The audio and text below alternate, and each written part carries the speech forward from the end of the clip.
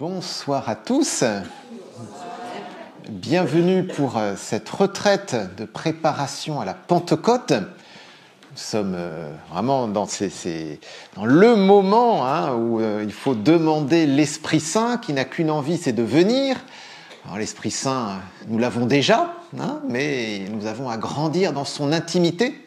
Donc c'est ce qu'on va essayer de faire jour après jour, rencontre après rencontre, heure après heure, jusqu'à lundi, jusqu'à lundi après-midi. Alors, pour commencer, je vous propose qu'on se confie à l'Esprit Saint, que ce soit vraiment lui le maître de cette retraite. Au nom du Père et du Fils et du Saint-Esprit. Amen. Viens, Esprit de sainteté, viens, Esprit de lumière, viens, Esprit de feu, viens nous embraser. Viens, Esprit de sainteté, viens, Esprit de lumière, viens, Esprit de feu, viens nous embraser. Esprit Saint, viens en nos cœurs dès maintenant et chaque instant un peu plus tout au long de cette retraite. Viens éclairer notre intelligence, viens toucher notre cœur, notre âme. Donne-nous de grandir dans ton intimité, Esprit Saint, toi qui nous conduis vers le Père, toi qui nous fais ressembler toujours plus à Jésus. Viens vraiment en nous, que ce soit toi le maître de tout ce temps que nous voulons t'offrir, ce temps que tu nous as préparé, que toi-même nous as préparé. Alors vraiment, nous nous mettons à ton écoute, à ton école, nous voulons te suivre, t'obéir. Et Sainte Vierge Marie, toi qui t'es toujours laissée conduire par l'Esprit Saint, nous nous confions à ton intercession. Je vous salue Marie, pleine de grâce, le Seigneur est avec vous.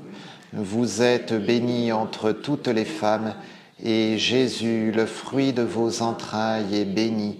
Sainte Marie, Mère de Dieu, priez pour nous pauvres pécheurs, maintenant et à l'heure de notre mort. Amen. Au nom du Père et du Fils et du Saint-Esprit. Amen. Alors ce soir, je vous propose un petit topo d'introduction à la retraite. Alors, de façon même assez générale, introduction à toute retraite, mais plus particulièrement évidemment à celle que nous allons vivre, pour essayer de nous mettre à l'école de l'Esprit Saint. Donc on va regarder un peu ce qu'est une retraite, puis ensuite nous concentrer un peu sur le thème, et puis voir ensemble le programme, être sûr que tout est bien OK pour tout le monde. Ça vous va ? Alors c'est parti. Qu'est-ce qu'une retraite ? Alors pour définir une retraite, je crois qu'on pourrait définir cela comme une rencontre avec Dieu, le Père, le Fils, l'Esprit Saint. Nous allons essayer de nous mettre tout particulièrement à l'école de l'Esprit Saint. Une rencontre avec l'Esprit Saint, du coup, pour nous, mais une rencontre personnelle. Pas une rencontre avec un grand personnage qu'on voit de loin, mais une rencontre vraiment personnelle, intime.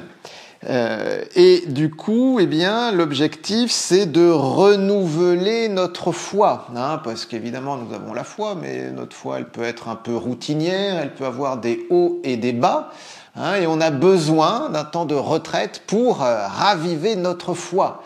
Ce n'est pas pour rien que les apôtres, autour de Marie, ont fait la première neuvaine de l'histoire pour se préparer à la Pentecôte. Ils étaient rassemblés au Cénacle, la chambre haute, là où avait eu lieu la scène.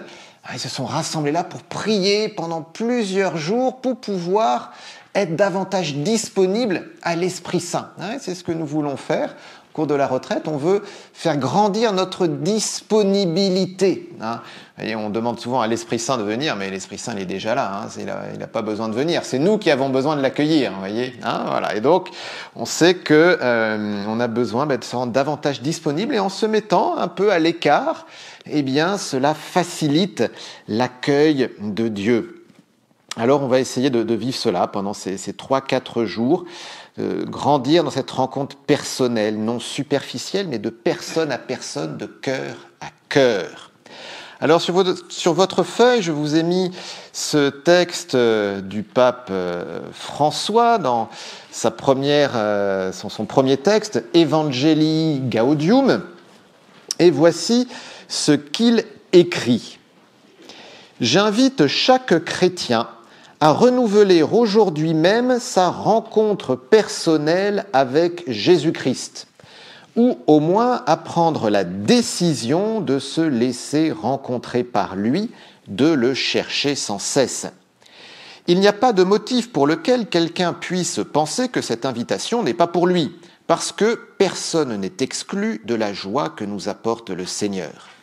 Celui qui se risque à cela, le Seigneur ne le déçoit pas. Et quand quelqu'un fait un petit pas vers Jésus, il découvre que celui-ci attendait déjà sa venue à bras ouverts. » Alors, essayons de prendre un peu les différents éléments de ce texte. Vous voyez, dans la première phrase, il nous dit qu'il s'agit au moins de prendre la décision de se laisser rencontrer par Jésus. Ou l'Esprit Saint, voilà. De toute façon, les 3 personnes de la Trinité sont unies. Si vous en avez une, vous avez forcément les 2 autres. Elles sont distinctes, mais elles sont vraiment unies. Bon, on y reviendra. Mais en tout cas, voilà, une décision. Ça, c'est ça que j'aimerais souligner comme premier aspect, c'est qu'une retraite, c'est avant tout une décision. On vient avec ce que nous sommes, donc avec notre état de forme, de fatigue, de préoccupation, de joie, de tristesse, de tout ce que l'on veut. Voilà, et c'est normal. On ne va pas inventer un état dans lequel on n'est pas. Mais on vient avec tout ça. Mais le truc, c'est qu'il ne faudrait pas que ce tout ça, vous voyez, fasse écran dans cette rencontre avec Dieu. Et ça dépend pas des éléments extérieurs, ça dépend de moi. Est-ce que moi, je veux vivre cette retraite ? Vous allez me dire, oui, je suis inscrit, j'ai même payé. Oui. Mais c'est pas parce qu'on s'est inscrit qu'on a payé que on va forcément, vous voyez, entrer dans la retraite. Il y a la décision du porte-monnaie, mais il y a la décision du cœur. Et c'est celle-là qui est importante.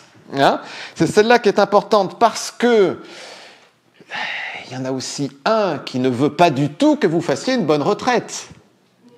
Vous voyez de qui je parle ? L'adversaire qui ne vient que pour voler, dérober, égorger, détruire. Et une de ses ruses favorites, c'est de profiter des petits détails. Vous savez, les petits trucs qui nous agacent. Alors ça peut être, j'en sais rien, enfin on peut tout imaginer, ça peut être, je sais pas, la couleur de la peinture sur le mur de la chambre, voilà, on fait une fixation sur cette couleur, et pourquoi ils ont mis cette couleur, enfin ils auraient pu mettre cela, enfin je comprends pas quand même, d'ailleurs je vais aller me plaindre à la réception parce que franchement, et puis il n'y a plus que ça, voilà, ça prend tout l'espace, ça peut être le voisin de chambre qui va ronfler, ça peut être, j'en sais rien moi, enfin voyez, vous voyez un peu de quoi je parle. Et de quoi je parle. Peut-être même déjà que ça a déjà commencé. Peut-être même qu'en arrivant, déjà, vous avez une contrariété parce que vous attendiez telle chambre, c'est pas telle chambre, parce que vous pensiez être avec madame un tel et c'est pas madame un tel, et puis, je sais pas, le métro, on vous a bousculé, donc vous êtes énervé. Enfin, il peut y avoir des tas de choses qui sont tout à fait humaines, il y a rien d'extraordinaire là-dedans. Mais si on décide pas de passer au-delà de ça, l'adversaire, il va le monter en épingle, et il y aura que ça, voilà, au début et puis même tout le temps, faudra être vigilant, faudra être vigilant et se rappeler que oui, je veux faire une retraite, ok, et que rien ni personne ne m'empêchera de faire cette retraite, ok, voilà, ça je crois que c'est vraiment important. Il y a toutes ces choses extérieures, mais il peut y avoir aussi des choses intérieures, parce que et demander à l'Esprit Saint de venir, demander à Dieu de venir nous toucher, c'est fort sympathique sur le papier, mais le problème, le gros problème, vous savez ce que c'est le gros problème? C'est que potentiellement, Dieu peut me demander de me convertir, il peut me demander de changer. Et ça, oui, sur le papier, encore une fois, c'est très bien, mais changer mes petites habitudes, changer mes façons de penser, changer ça, ouais, bon, quand même, Jésus, oui, était bon, ok, bon. Enfin, bon, si j'ai fait ça, c'est parce que, puis j'ai de bonnes excuses, et puis ceci, puis cela, puis finalement, bon, voilà, je passe un bon moment, je t'ai offert ça, mais surtout, m'en demande pas trop. Bon. Et donc, en faisant une retraite, on décide aussi de faire un chèque en blanc. Voilà, le seul qui va l'encaisser, c'est Dieu. Mais Dieu, il attend cela, qu'on s'offre à lui complètement et qu'on lui dise pas « Ouais, Seigneur, je veux bien tout sauf ». Vous êtes bien sûr que si vous commencez à lui dire ça, c'est le sauf qui va l'intéresser. Oui, tu m'as dit que tu me donnais tout, mais ça, t'es vraiment sûr que tu veux pas me le donner? Et oui, il va falloir lui donner. Voilà, c'est précisément le truc en général qui nous embête un peu, qu'il va falloir offrir au Seigneur. Donc, vous voyez, il faut le décider. Voilà. Ça, c'est vraiment, je crois, un aspect essentiel. J'invite chaque chrétien à au moins prendre la décision de se laisser rencontrer par lui et même de le chercher sans cesse. Vous voyez, accueil, mais aussi recherche. Bon. Un deuxième point que j'aimerais souligner à partir de ce texte, c'est que c'est une décision, mais qui est personnelle. J'invite chaque chrétien à renouveler aujourd'hui même sa rencontre personnelle avec Jésus. Autrement dit, personne ne fera la retraite à votre place. Vous savez, c'est pas parce qu'on est assis sur un banc quand la messe est célébrée qu'on participe à la messe. On peut être en train de feuilleter le journal, on peut être en train de regarder ses mails, on peut être juste en train de penser à des tas de choses, ses prochaines vacances, ses soucis, ses machins. On est physiquement présent. Il y a tout le monde qui prie, qui chante, etc. Mais moi, je ne suis pas en train de prier. Vous voyez, même la prière communautaire est obligatoirement une prière personnelle. Donc, cette retraite, d'une certaine façon, vous recevrez ce que vous y mettrez. Vous voyez, et j'ai envie de souligner aussi le fait que ça dépend assez peu du prédicateur. Non pas que, en disant ça, je vais vous faire un truc médiocre ou je sais pas trop quoi, en me disant, bon, voilà, je leur ai dit que de toute façon, ça dépend pas de moi, donc... Non, mais la retraite, c'est entre l'Esprit Saint et vous. Vous voyez ? Moi, je vais occuper un peu l'emploi du temps. Je vais essayer de vous dire des choses parce que je pense que ce sont des choses que peut-être l'Esprit Saint veut vous dire. Mais ne vous focalisez pas sur moi. Aussi bien en positif qu'en négatif, d'ailleurs, que je vous énerve ou qu'au contraire vous trouvez que je suis quelqu'un de formidable. En fait, c'est pas la question. La question, c'est vous, qu'est-ce que vous allez saisir? Qu'est-ce que vous allez prendre? Qu'est-ce que vous allez accueillir? Et ça dépend de vous. Ça dépend de vous. On va le voir juste après sur un peu quelques conseils pour vivre la retraite. Mais soyez actifs. Ne soyez pas juste passifs, récepteurs. On a un temps de prière, je suis dans le temps de prière, j'écoute, machin, mais non, mais c'est moi, comment je veux vivre ça dans l'intimité avec l'Esprit Saint. Donc une décision, vous voyez, et une décision qui est personnelle, ça dépend de moi. Personne ne fera la retraite à votre place. Voilà. Et puis un troisième point qu'on peut souligner à partir de ce petit texte, c'est le dernier paragraphe. Celui qui se risque à cela, le Seigneur ne le déçoit pas. Et quand quelqu'un fait un petit pas vers Jésus, il découvre que celui-ci attendait déjà sa venue à bras ouverts. Jésus, l'Esprit Saint, le Père, ils sont déjà là. Ils n'ont pas attendu que vous posiez votre valise dans votre chambre pour se dire « Ah tiens, il va peut-être falloir que je me déplace ou que je m'occupe de tel ou tel. » Ils sont déjà là, ils vous attendent, ils nous attendent. Ils nous précèdent. Et ça, je crois que c'est très consolant, parce que, vous voyez, je souligne là une dimension active, et de fait, elle est importante, Mais en même temps, pas de stress. Hein. Voilà, le bon Dieu vous a préparé des choses, hein, donc il s'agit avant tout de recevoir. Hein, il s'agit avant tout de recevoir. Mais recevoir, vous voyez, il y a une dimension active. Hein. Si j'ai les poings fermés, c'est difficile qu'on me mette quelque chose dans les mains. Mais voilà, Dieu est toujours premier, la grâce est toujours première. Hein. Donc, il ne s'agit pas de construire un truc, d'inventer un truc, hein, il s'agit d'accueillir et de rencontrer celui qui est déjà là. Hein, celui qui est déjà là. Ça va hein, jusqu'ici pour ces 3 points. Vous voyez, décision personnelle avec le Seigneur qui nous attend déjà. Ça, c'était un peu, de façon générale, ce qu'est une retraite. Maintenant, quelques éléments concrets sur comment vivre une retraite. Alors, 3 points concrets. La prière, ensuite la dimension de silence, et puis l'organisation du temps. Alors, je commence par la prière. Le but d'une retraite, c'est de prier. Parce que Dieu, on le rencontre en priant. On le rencontre aussi de plein d'autres façons, mais enfin, quand même, une des façons privilégiées, c'est quand même de prier. Donc, voilà, saisissons cela, avec aussi la diversité des formes de prière que on va nous proposer. Par excellence, la messe, source et sommet de la vie chrétienne, nous dit le Concile Vatican II. Donc, profitons des Eucharisties que nous aurons chaque jour pour les vivre vraiment à fond, parce que, bon, évidemment, je pense que la plupart d'entre vous, vous allez déjà régulièrement à la messe, etc. Mais voilà, là, il s'agit peut-être de raviver notre attention, de vivre cela de façon plus intense. Messe, encore une fois, je vous le signalais tout à l'heure, prière communautaire, mais que j'ai à vivre de façon personnelle. Une autre façon de prier, avec laquelle on est plus ou moins habitué, ce sont les offices religieux avec les sœurs. Vous savez, l'office des laudes, l'office au milieu du jour, les vêpres, les complis. Tout à l'heure, on aura les complis. Donc, ils sont des offices d'une tradition très, très, très, très ancienne, en fait, qui s'inscrit même dans la tradition juive. Ce sont des prières qui sont pétries par la parole de Dieu. En fait, je pense que 95% des paroles qui sont dites sont tirées de la Bible dans ces offices, avec notamment la prière des psaumes. La prière des psaumes.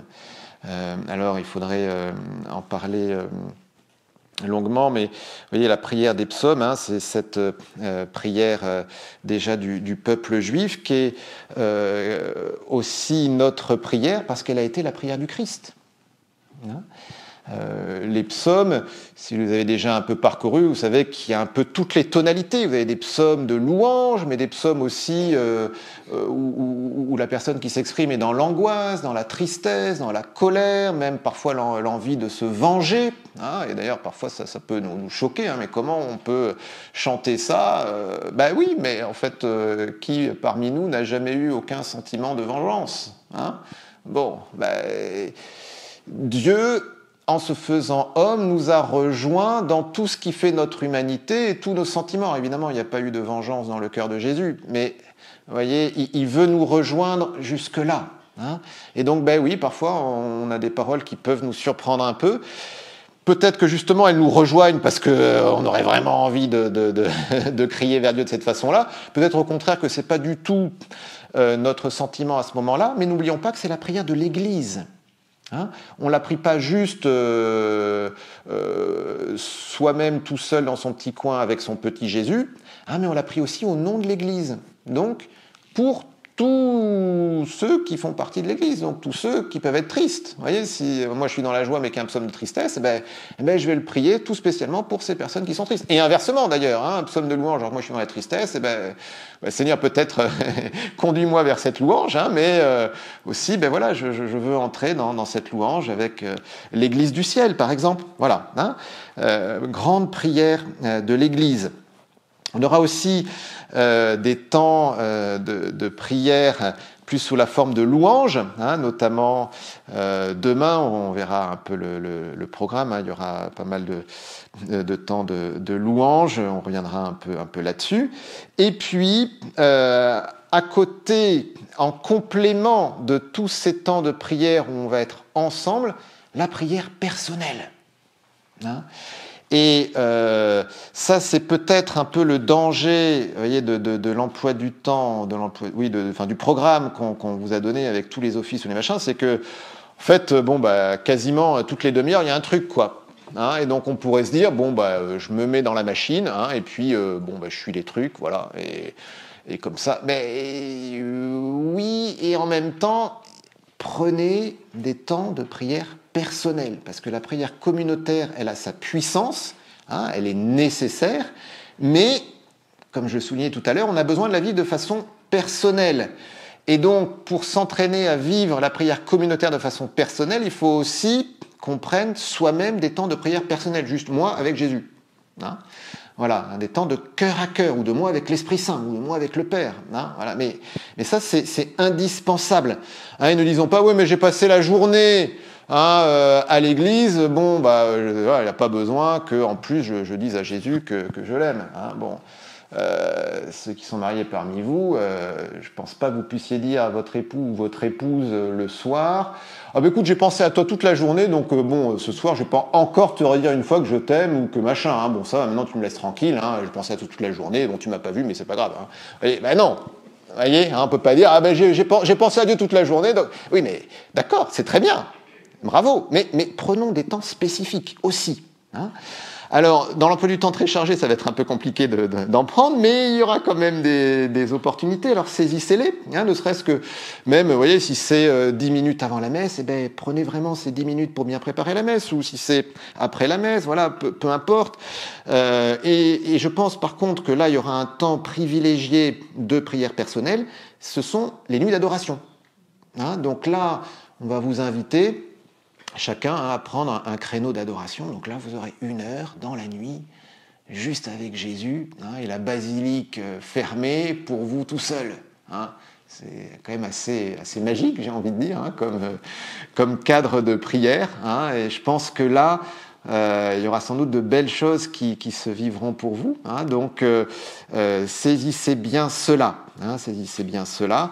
Et aussi, je dis maintenant, mais donc se lever dans la nuit pour prier, c'est vraiment très beau. Dans les évangiles, on ne cesse de nous dire que Jésus priait la nuit, mais faites-le aussi de façon intelligente par rapport à votre état de forme ou de fatigue.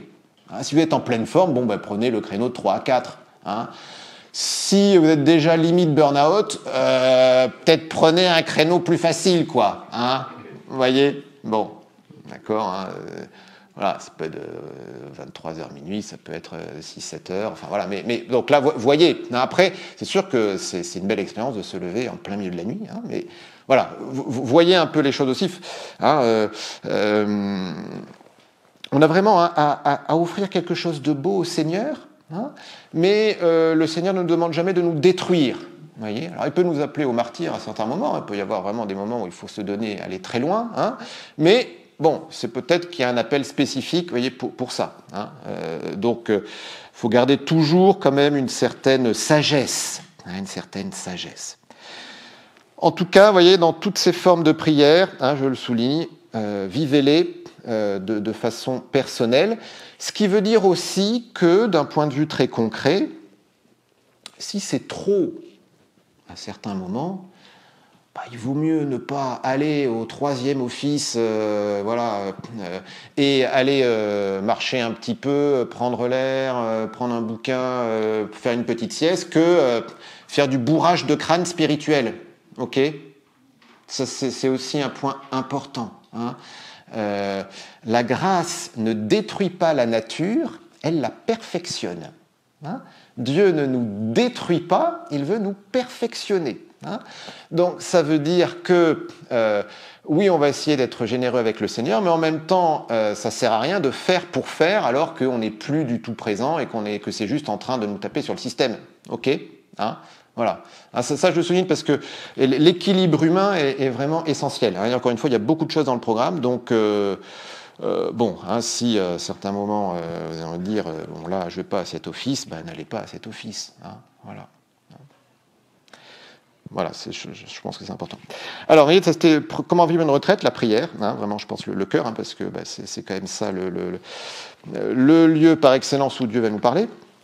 Deuxième point, le silence. Alors là, donc j'aime bien souligner ce point-là dans une retraite. C'est sûr que pour ce week-end, la dimension silencieuse risque d'être assez limitée.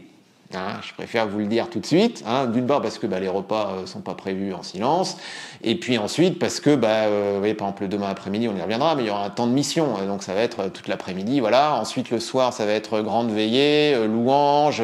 Enfin donc, on va plutôt être à chanter de tout notre cœur, vous voyez, que à être dans un silence méditatif profond. Hein. Mais n'empêche. Donc, vous voyez, hein, cette louange, elle est très belle, hein, et il s'agira vraiment de la vivre à fond. Mais en même temps, vous voyez, il y aura d'autres moments peut-être plus calmes. Profitez-en, vous voyez, pour revenir à votre cœur. Hein, c'est saint Augustin qui dit « reviens à ton cœur hein, ». Reviens à ton cœur. Donc, et ça, il faut se replonger un peu dans le recueillement. Hein, et le recueillement nécessite forcément le silence, peut-être fermer les yeux, de couper un peu avec certaines choses. Évidemment, faites connaissance et que ce soit un groupe sympathique, hein, mais en même temps, à certains moments, n'hésitez pas à vous prendre un petit moment dans votre chambre, tranquille, voilà, ou dans la basilique, ou ceci, cela. Hein.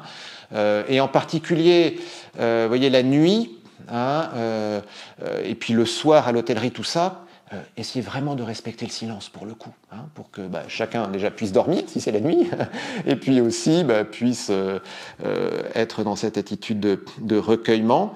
Ce qui va avec le silence, c'est aussi une coupure de tout ce qui est smartphone. Hein. Voilà, donc sauf si vraiment... Enfin, voilà, il y a l'urgence que vous attendez, voilà, mais sinon vous éteignez, hein, voilà. Hein, ou si vraiment il faut, voilà, 5 minutes le soir pour vérifier un truc, mais vraiment, hein, voilà, hein, commencez pas enfin, voilà, faut couper, hein, profiter. Hein, maintenant, c'est quasiment impossible de trouver des lieux qui soient pas connectés, hein, parce que même d'ailleurs maintenant avec les réseaux Starlink, etc., vous êtes au fin fond de l'Antarctique, vous avez le haut débit, hein, mais voilà. Donc là, maintenant, il faut faire l'effort de couper hein, son téléphone. Donc voilà. Donc ça, je pense que c'est vraiment important. Et puis aussi, ne le faisons pas que pour nous, mais aussi pour les autres. Hein, parce que c'est sûr que si moi je suis en train de faire un peu le bazar, je dérange ceux qui voudraient être plus dans ce recueillement. Voilà. Hein. En tout cas, je vous invite vraiment à essayer de jouer le jeu. Voilà. Voilà. Silence. Et puis, troisième conseil pratique, c'est organiser son temps pour Dieu. Hein, donc c'est ce que je vous disais, le programme est très chargé, donc ne vous interdisez pas à certains moments peut-être de vous retirer un peu pour souffler un peu, pour prendre l'air. Alors c'est sûr qu'on est en plein Paris, hein, mais enfin il y a un petit square juste à côté. Le matin, les rues sont quand même plutôt tranquilles. On a besoin d'un équilibre humain et un équilibre aussi avec la nature. Hein. Restez pas forcément 3 jours juste entre les beaux murs de pierre de la basilique. Hein. Ils sont très beaux, hein, mais je pense que ça peut. Voilà, il faut quand même aussi un équilibre. Prenez le temps de souffler, prenez le temps de dormir aussi si vous en avez besoin. Hein. Si vous avez besoin de faire une sieste, faites une sieste. Hein. Il vaut mieux faire une sieste et être en forme pour prier après que faire la sieste pendant la prière. Ok ? Hein ? L'adoration n'est pas une adodoration. Hein ? Voilà. Hein ? Donc les siestes préventives, c'est très important. Hein ? Voilà, bon. Donc vraiment, vous voyez, c'est ce bon sens humain, ce bon sens humain. Voilà, n'hésitez pas aussi, alors bon, encore une fois, le temps sera bref, mais à lire peut-être tel ou tel passage de la Bible. Donc le recteur vous a dit, si vous n'avez pas d'évangile, vous pouvez prendre tout au fond là, un évangile de Saint Luc gratuitement. Pour vous pouvez le garder, voilà, tout ça. Donc n'hésitez pas à lire ou tel ouvrage spirituel, c'est l'occasion. Il y a quelques bouquins dans l'hôtellerie, quand vous descendez un étage, vous verrez dans un couloir, voilà, ça peut, vous pouvez regarder. Donc vous voyez, c'est à la fois savoir souffler et en même temps ne pas glandouiller. On se dit, bon, allez, je vais me prendre l'après-midi là pour souffler. Puis en fait, tiens, je vais quand même regarder parce que quelqu'un devait m'envoyer un mail, et puis je regarde le mail, puis en fait j'ai passé l'après-midi sur WhatsApp. Bon, non, oui, donc voilà, on construit aussi un peu son temps pour ne pas le perdre. Aussi dans le temps, n'hésitez pas à en profiter pour vous confesser. Alors on vous proposera un parcours jubilaire, notamment pour recevoir l'indulgence plénière, mais une des conditions de l'indulgence plénière, c'est de s'être confessé dans la semaine avant ou après, pas obligé d'être le jour même, mais voilà.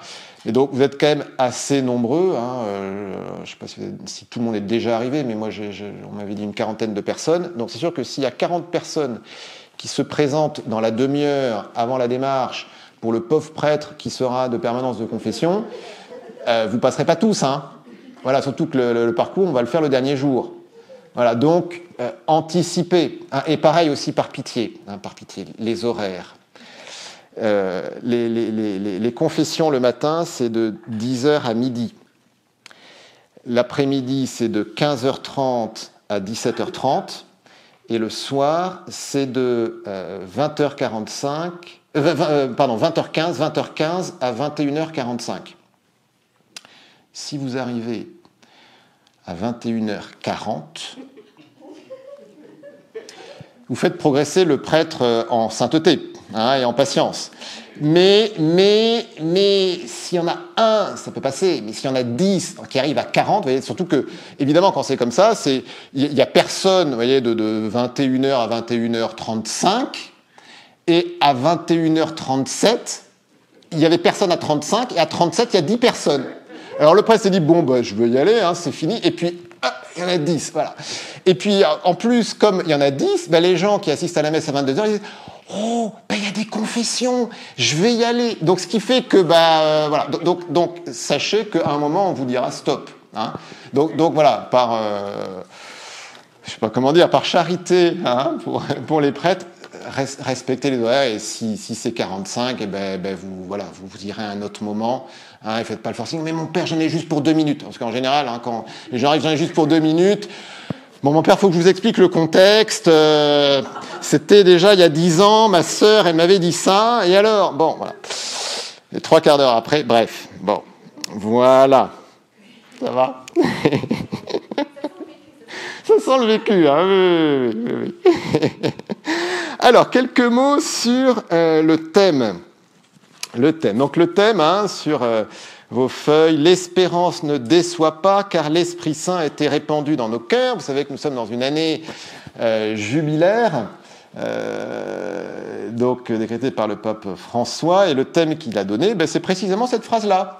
Le thème, c'est l'espérance, mais en fait, l'intitulé du thème complet, c'est cette citation de Romains 5,5. L'espérance ne déçoit pas, car l'Esprit Saint a été répandu dans nos cœurs. Donc, vous voyez, c'est du pain béni pour nous, pour cette retraite. On va essayer de creuser un peu l'Esprit Saint. Alors, vous voyez, quelques mots déjà sur ce thème.